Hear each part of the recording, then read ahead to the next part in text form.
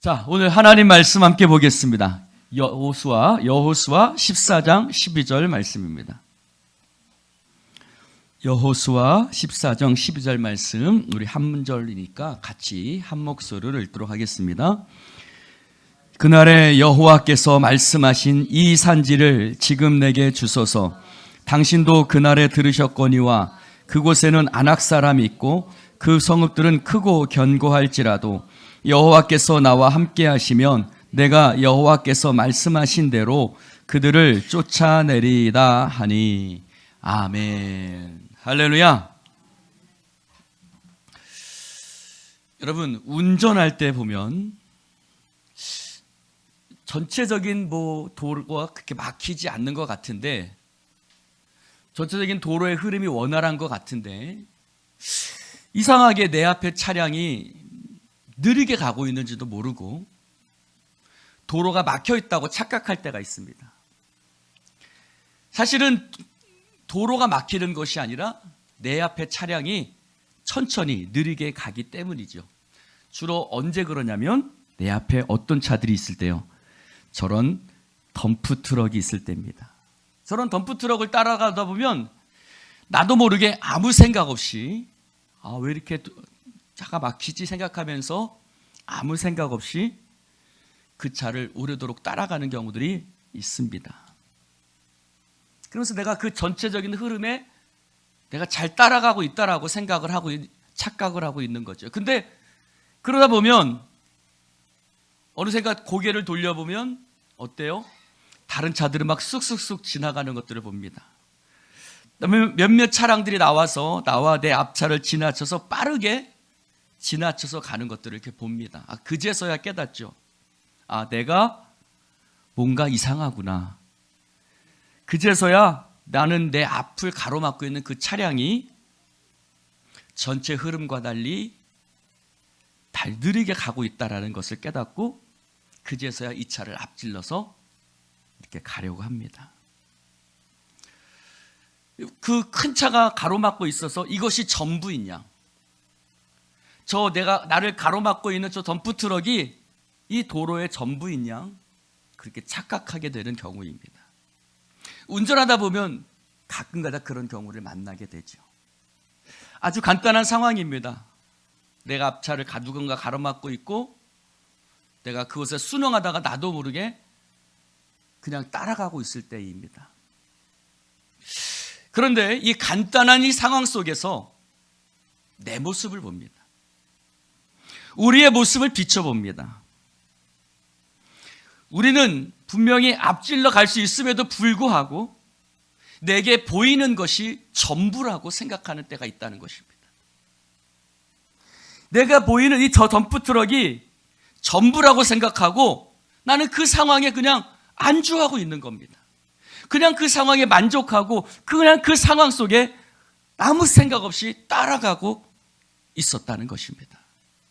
그런데 그 차를 넘어서면 시야가 앞이 활짝 열려지고 그리고 도로가 뻥 뚫린 것이 보여지게 되고 내가 갈 길을 더 잘 갈 수 있고 더 빨리 갈 수 있고 그렇게 갈 수 있는데 단지 내 시야를 가리고 있는 그 앞차만을 바라보고 가다가서야 그때는 알지 못하다가 나중에서야 그 앞차를 앞질러서 가면은 이렇게 길이 뻥 뚫리고 이렇게 열린 길이 있었구나 라는 것을 깨닫게 된다는 것입니다.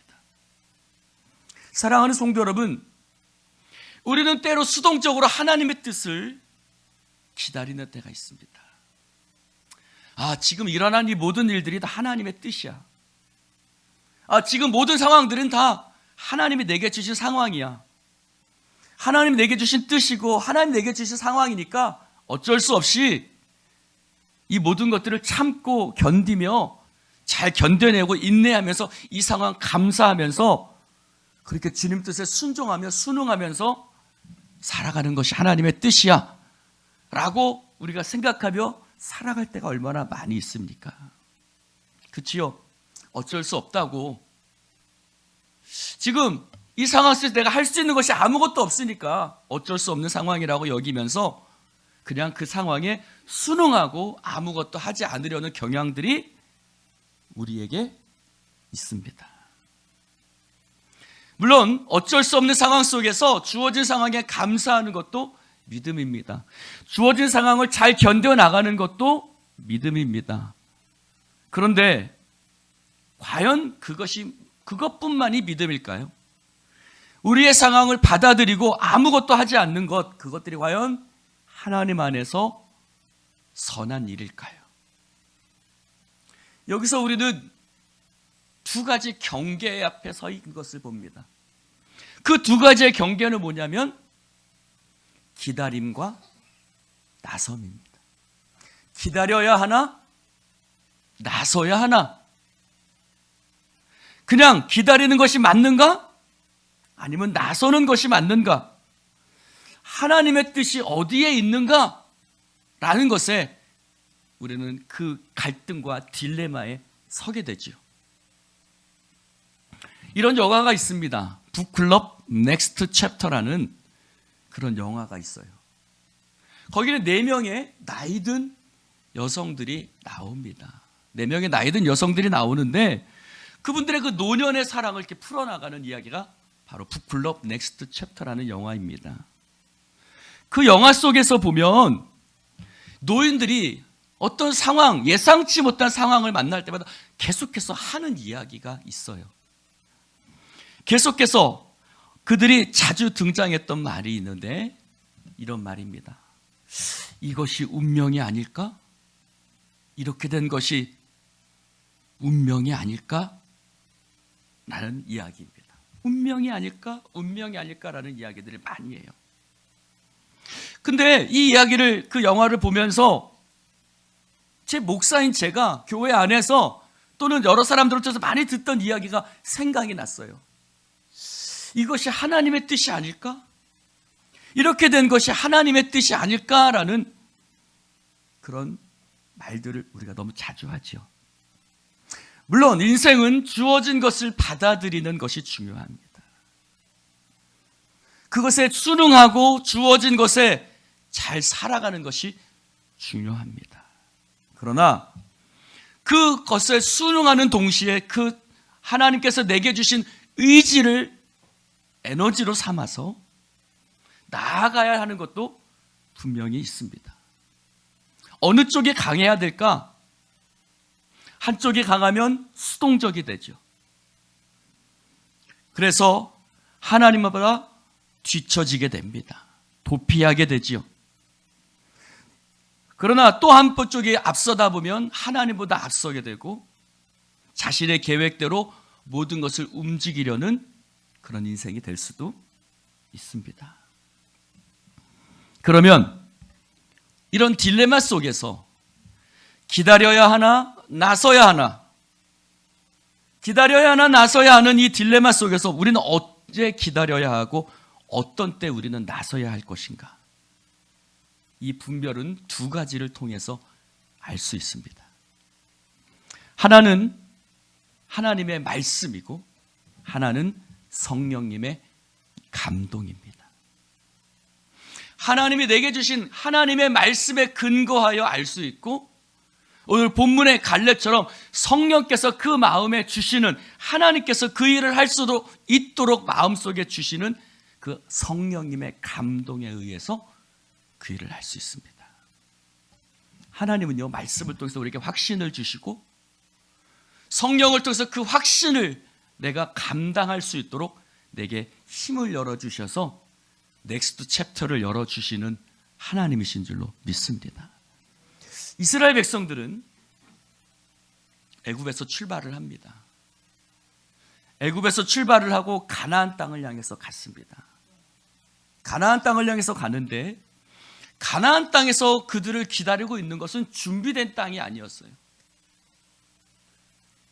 그들을 향해서 준비된 환영하는 사람들이 아니었습니다. 어떤 땅이었죠? 이미 블레셋이나 팔레스타인 족속들이 살고 있는, 그래서 전쟁을 통해서 빼앗아야만 하는, 전쟁을 통해서 취해야만 하는, 싸워서 취해야 하는 땅이 바로 가나안 땅이었습니다. 그래서 여리고에서 싸움을 시작하고 여리고성을 넘어간 이후에 아이성에서 패배한 후에 다시 승리하지요. 그리고 그들은 다시 싸움을 이어나갔는데 남방에서 또 북방에서 하나님께서 주신 큰 승리를 거두며 남쪽과 북쪽을 점령하게 됩니다. 그렇게 가나안 땅을 점령한 이후에 여호수아가 그 땅을 분배를 합니다. 이 땅을 한번 지도를 한번 보시기 바랍니다. 이것은 12지파에게 이스라엘 땅을, 그 가나안 땅을 분배한 지도입니다. 그 분배를 하는데 그 당시에 바로 저 분홍색,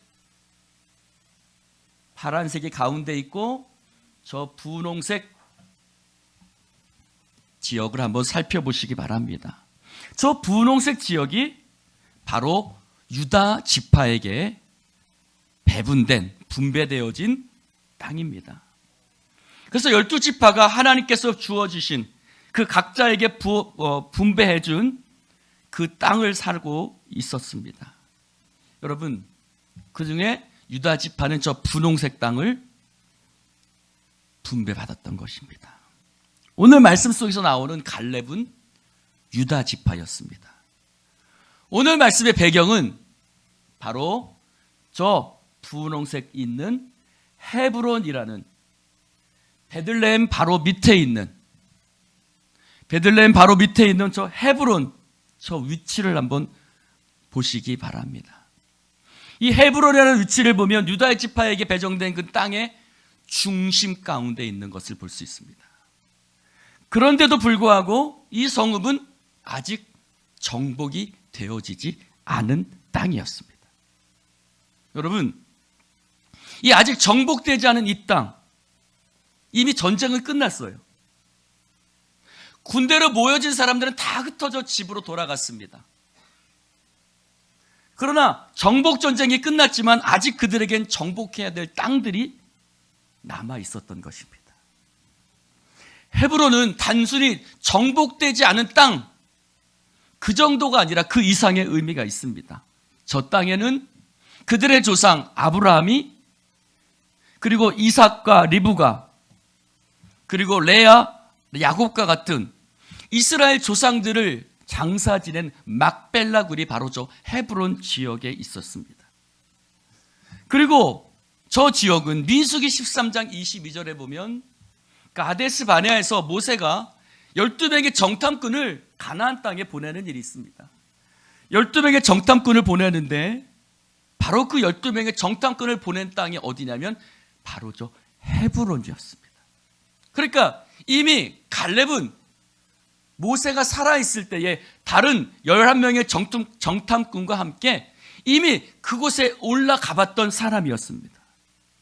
그들이 올라가서 그 헤브론의 에스골 골짜기에서 그들이 따온 것이 있었는데 두 사람이 어깨에 메고 올 정도로 탐스러운 포도송이가 있는 곳이 바로 저 헤브론 지역 에스골 골짜기였습니다. 즉 갈렙에게는 그 풍요한 땅이 기억나는 아주 중요한 아쉬움이 남는 그런 성읍이었습니다. 그러나 그들의 모든 군대가 이미 해산되어져 버렸습니다. 그 해산되어진 그 마당에 아쉬움은 있지만 이 상황에 순응하며 이 정도도 이 정도도 어디냐고, 이만큼도 어디냐고 감사하며 살아갈 수 있을 것입니다. 그렇게 마음을 다스리면서 포기하면서 이 정도도 감사하지라고 하면서 살아갈 수 있습니다. 그러나 갈렙은 두 가지를 기억합니다. 그 상황 속에서 두 가지를 기다리고 있는데 두 가지를 기억합니다. 그 두 가지를 기억하는 것은 첫 번째는 하나님의 약속입니다. 9절 한번 읽어볼까요? 9절. 자, 시작.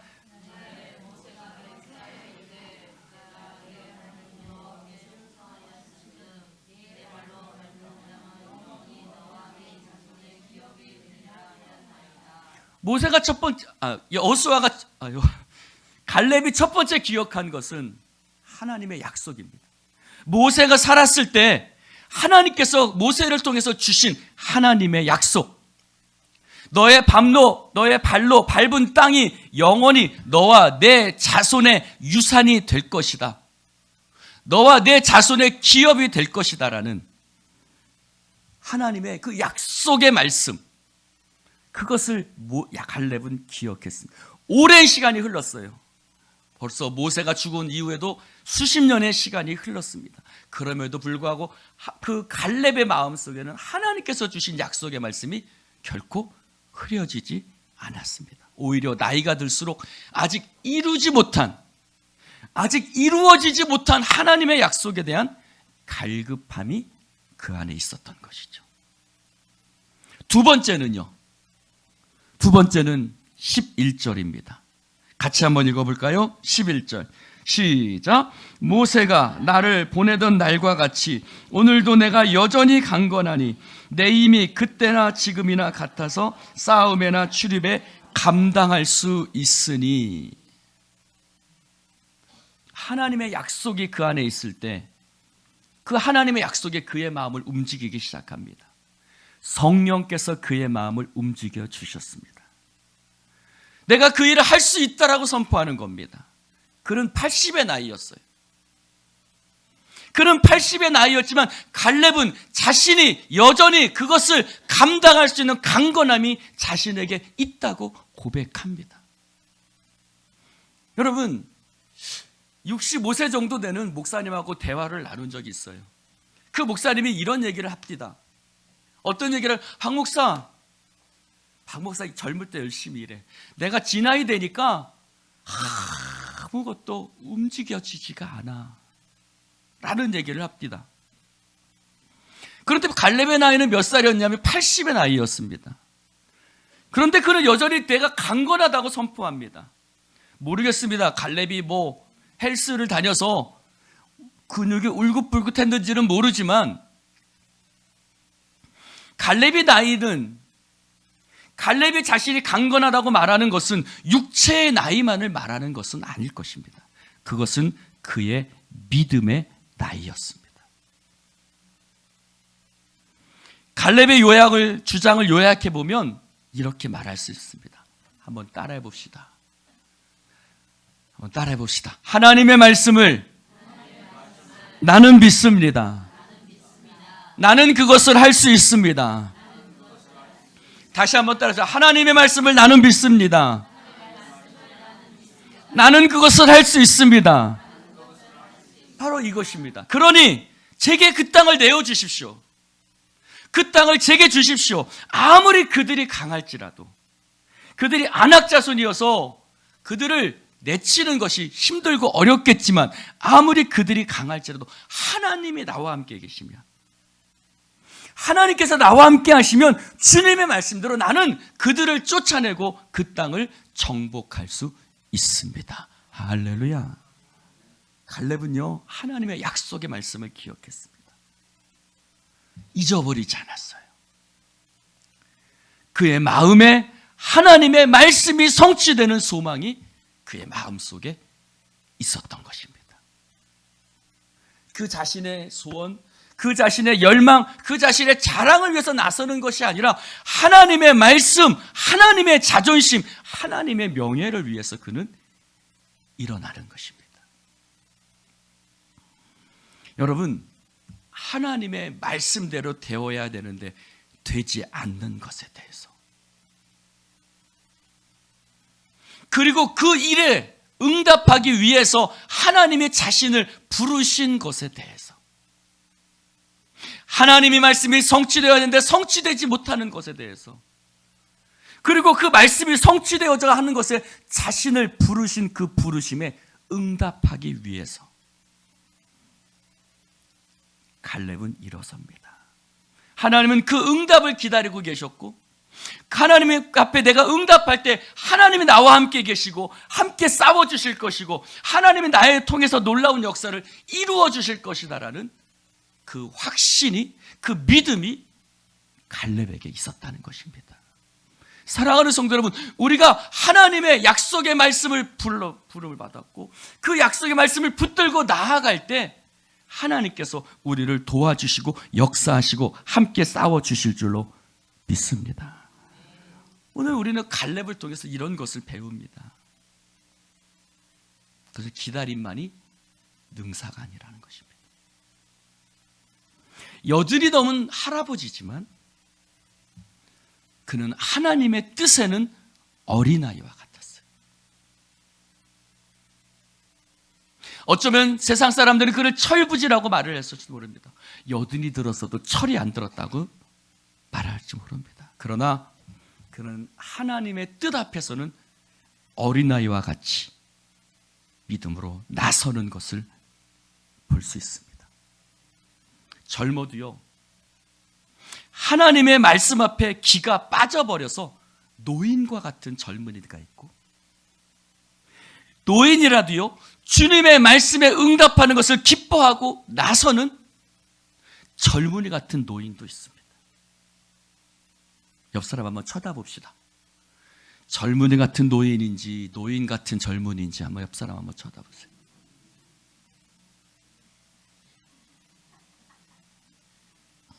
자, 자기 가슴에 한번 손을 얹어보세요. 내 안에 노인이 들어앉아 있는지 아니면 청년이 들어앉아 있는지 한번 가슴에 한번 손을 얹어보세요. 여러분, 운명이니 어쩔 수 없다고 생각하십니까? 여러분, 그렇게 된 것이 운명입니까? 어쩔 수 없다고 생각하는 것이 최선입니까? 우리의 운명은 상황에 달려있지 않고 하나님의 손안에 우리의 운명이 달려있는 줄로 믿습니다. 하나님의 섭리가 그분의 말씀 안에 우리의 운명이 달려있습니다. 하나님의 말씀이 우리를 움직이게 하고 역동적으로 그분의 사역과 그분의 일에 하나님께서 우리를 참여하게 하시는 줄로 믿습니다. 우리를 수동적으로 하나님은 그냥 놔두시지 않죠. 그래서 우리를 이렇게 고백하게 됩니다. 이 산지를 내게 주십시오. 하나님이 함께 하시면, 주님이 함께 하시면 내가 그것을 할 수 있습니다. 여기 아멘이 나와야 되는데.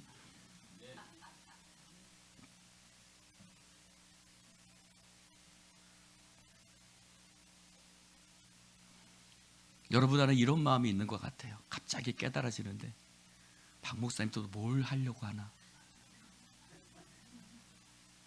도대체 무슨 얘기를 하려고 이런 설교를 하실까? 그래서 아멘들을 안 하시는 것 같아요.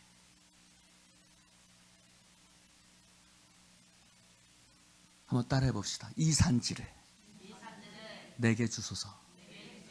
주님이 함께 하시면 내가 할 수 있습니다. 하나님의 뜻대로 되어야 할 자리에 하나님의 뜻이 이루어지지 않는 것에 대한 안타까움. 하나님의 뜻대로 되어야 할 일이 아직도 되어지지 않는 것에 대한 안타까움.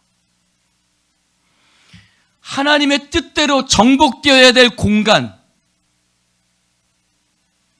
나의 가정, 나의 삶 속에 어떤 공간들, 하나님의 뜻대로 이루어져야 될 내 삶의 공간들이 아직 하나님의 뜻대로 되어지지 않는 것에 대한 안타까움. 우리의 관계도 마찬가지죠. 그 관계 속에 하나님의 뜻이 나타나야 될 관계 속에 아직 하나님의 뜻이 나타나지 않으므로 내 마음에 여전히 불편한 내 삶의 관계들, 하나님의 온전한 통치를 받아 누리고 살아야 할 땅들, 그 공간들, 스페이스, 그 자리들 말입니다. 그것에 대한 안타까움.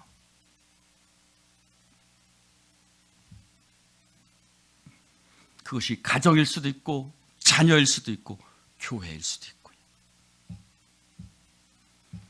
그 땅들, 그 공간, 그 자리들 앞에서 그 안타까움으로 갈렙은 고백합니다. 주님, 이 산지를 내게 주십시오.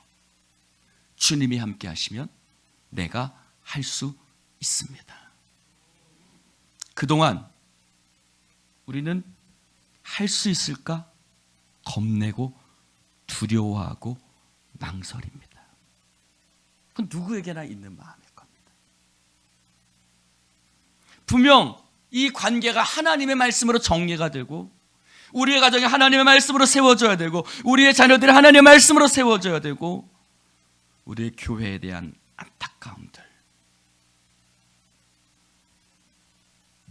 맞서지 못하고 때로는 연약해 보이며 때로는 내 자신이 비겁해 보이기까지 했던 날들 앞에서 갈렙은 고백하는 것입니다. 뭐라고요? 이 산지를 내게 주십시오. 주님이 함께 하시면 내가 할 수 있습니다. 할렐루야. 내 앞을 가로막고 있는 것들이 내 앞을 가로막고 것인 줄도 모르고 그것들이 내 앞을 가로막고 있다는 것들을 생각지도 못하고 그 덤프 트럭을 그냥 따라가기만 하고 그런 줄 알고 순응하려고 했던 우리의 마음들이 있습니다. 그러나 드디어 용기를 가지고 갈렙은 외치는 것입니다. 주여 이 산지를 내게 주십시오. 주님이 함께 하시면 내가 이것을 넘어설 수 있습니다. 인터스텔라라는 영화를 보면 지구가 더 이상 살 수 없는 환경이 되었을 때 그들은 한 가지 미션을 행합니다. 그 미션의 이름이 뭐였냐면 나사로 미션입니다. 한번 따라해 봅시다. 나사로 미션. 여러분, 나사로 미션이라는 것이 뭘까요? 마르다와 마리아의 오라버니 나사로. 그들은 예수님과 아주 친밀한 사이였습니다. 그 친밀한 사이일 때 그 집안의 가장이었던 나사로가 죽을 병에 걸리게 되죠. 그때 예수님 앞에 요청을 합니다. 예수님, 빨리 오셔서 우리 오라버니 병을 좀 고쳐주십시오 라고 예수님 앞에 사람을 보내 요청을 합니다. 그런데 예수님은 즉시 오지 않습니다. 예수님은 지체합니다. 그 늦어짐 속에서 어떻게 돼요? 나사로는 죽지요. 나사로는 죽습니다. 요한복음 11장 6절에 보면 예수님께서 나사로가 병들었다함을 들으시고 그 계시던 곳에서 이틀을 더 유하셨다고 그랬습니다. 나사로가 병들었다는 이야기를 들으시고 예수님은 그곳에서 이틀을 더 유하십니다. 그러니 예수님이 오셨을 때 나사로는 이미 죽었고 상황은 끝났습니다. 즉 예수님은 베다니에 나사로의 죽음 이후에 도착하신 겁니다. 그때 마르다가 이렇게 얘기하죠. 주님이 여기 계셨더라면, 주님이 조금만 더 일찍 오셨더라면 우리 오라버니가 죽지 않았을 텐데. 그러나 예수님께서는 죽은 나사로를 향해서 걸어가십니다. 아무 일도 모든 것이 끝났다고 말하는 그 상황 속에서 예수님은 그 무덤을 향해 걸어가시고 그 무덤의 돌을 치우게 하시고 예수님 그 무덤을 향해서 명령하십니다. 뭐라고요? 나사로야 나오라. 나사로야 나오너라고 그 무덤을 향해서 주님 명령하십니다. 이것이 바로 나사로 프로젝트, 나사로 미션인 겁니다. 사랑하는 성도 여러분, 이런 말씀은 가나안 혼인잔치에서도 나옵니다. 포도주가 떨어지자, 결혼식에서 포도주가 떨어지자 마리아가 예수님께 요청하지요. 예수님, 포도주가 떨어졌습니다. 예수님이 즉시 나설 것이라 생각했지만 예수님은 여자여 나와 무슨 상관이 있나이까? 내 때가 아직 이르지 않았습니다. 예수님 그 요청을 거절하죠. 그러나 예수님은 그 이후에 하인들에게 명령합니다. 뭐라고요? 항아리에 아구까지 물을 가득 채워라. 그리고 그 물을 연회장에 떠다 주라고 명령합니다. 그 연회장에 그 떠다 주었던 그 물은 뭐가 되었죠? 포도주가 되었습니다. 사랑하는 성도 여러분, 예수님 마르다에게 이렇게 말씀하세요. 나를 믿는 자는 죽어도 살 것이다. 나를 믿는 자는 포도주가 떨어졌다 할지라도 그 물이 포도주가 되는 역사가 일어날 것이고, 나의 오라버니가 이미 죽었다 할지라도 그 죽은 자가 다시 살아나는 놀라운 역사를 일어날 것을 너는 믿느냐고 예수님께서는 마르다에게 말씀하고 있습니다. 그건 주님께서 지금도 우리에게 동일하게 묻고 계신 줄로 믿습니다. 예수님을 믿는 자는 죽어도 살 것입니다. 여러분 그것을 믿습니까? 다시 한번요. 예수님을 믿는 자는 죽어도 살 것입니다. 여러분 그것을 믿으십니까? 다시 한번요. 예수님을 믿는 사람은 죽어도 살 것입니다. 믿습니까? 사랑하는 성도 여러분, 때로는 맞서고 때로는 나서고 때로는 나아가야 할 때가 있습니다. 그것은 내 욕심과 내 생각이 아니라 주님의 말씀이 나를 나서게 하고 주의 성령이 나를 돋우실 때 염려 말고 믿음으로 나아가시기를 주님의 이름으로 축원을 드립니다. 주님이 도우십니다. 지금 내가 외쳐야 될 산지는 어디입니까, 여러분? 여러분이 외쳐야 될 산지가 분명히 있습니다. 여러분이 나서야 될 산지가 있어요. 이 산지를 내게 주십시오라고 나아가야 될 분명한 자리들이 있습니다. 더 이상 기다리고만 있지 말고 주님 앞에 믿음으로 나아가는 여러분 되시기를 주님의 이름으로 축원합니다. 그 문제 앞으로 나아가십시오. 무덤을 향해서 걸어 나아가셨던 예수님처럼 그 문제 앞에서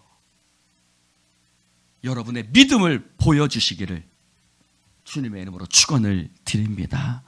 그래서 갈렙처럼 주님께서 함께 하시면 나는 이것을 할 수 있습니다. 주님께서 함께 하시면 내가 이것을 할 수 있습니다. 사랑하는 성도 여러분, 네, 할 수 있습니다. 주님께서 함께 하셨고 주님께서 이 모든 일들을 이루어 가실 것이기 때문입니다. 사랑하는 성도 여러분, 주님 바라보며 믿음으로 나아가는 여러분 되시기를 주님의 이름으로 축원을 드립니다. 기도합시다. 하나님, 더 이상 수동적인 삶이 아니라 주님의 말씀대로 이루어져야 될 곳, 그곳에 주님의 말씀대로 되어지고 주의 통치를 받는 자리가 되어지게 하여 주시옵소서. 주여, 이 산지를 내게 주소서. 외치며 믿음으로 나아가 온전히 그 땅을 정복하고 그 땅에 주님의 통치와 사랑이 임하는 아름다운 땅이 되어지게 하여 주시옵소서. 두려움과 절망, 염려와 수많은 생각들, 주저함 속에 머물러져 있는 우리의 연약함을 깨트리시고 주님 함께 하시면 내가 할 수 있습니다 라고 고백하며 나아가는 그 갈렙의 신앙을 우리로 하여금 갖게 하여 주시옵소서. 도망쳤던 제자들이 성령으로 말미암아 다시 복음을 담대하게 외쳤던 것처럼 이 시간 성령님을 환영합니다. 성령님을 모십니다. 성령님, 우리 교회 가운데 함께 하셔서 두려움과 염려와 걱정으로 물들어 있는 우리들의 마음을 깨트려 주시고 성령님의 역사하심으로 다시 일어나 이 산지를 내게 주소서 외치는 주의 백성들 되게 하여 주시옵소서. 성령님이 함께 하실 줄 믿사오며 예수님 이름으로 축복하며 기도드리옵나이다.